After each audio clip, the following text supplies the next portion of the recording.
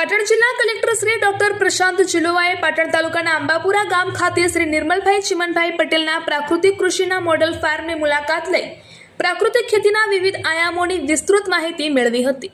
આ મુલાકાત દરમિયાન ગુજરાત પ્રાકૃતિક કૃષિ વિકાસ બોર્ડ તથા આત્મા યોજના અંતર્ગત ચાલી રહેલી વિવિધ પ્રવૃત્તિઓથી જિલ્લા કલેક્ટરશ્રીને અવગત કરવામાં આવ્યા હતા। તેમણે મોડેલ ફાર્મનું ઝીણવટપૂર્વક નિરીક્ષણ કરી ગાય આધારિત પ્રાકૃતિક કૃષિ પદ્ધતિ, ગીર ગાયની ગૌશાળા, ગાય આધારિત કૃષિ ઉત્પાદનો અને તેના ઉત્પાદનની પ્રક્રિયા તેમજ પંચસ્તરીય પ્રાકૃતિક કૃષિ મોડેલ અંગે વિગતવાર માહિતી મેળવી હતી।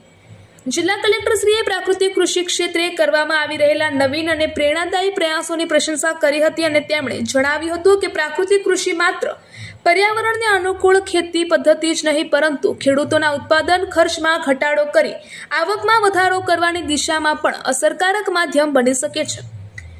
તેમણે ખેડૂતોને પ્રાકૃતિક કૃષિ અપનાવી આત્મનિર્ભર અને ટકાઉ ખેતી તરફ આગળ વધવા પ્રોત્સાહિત કર્યા હતા।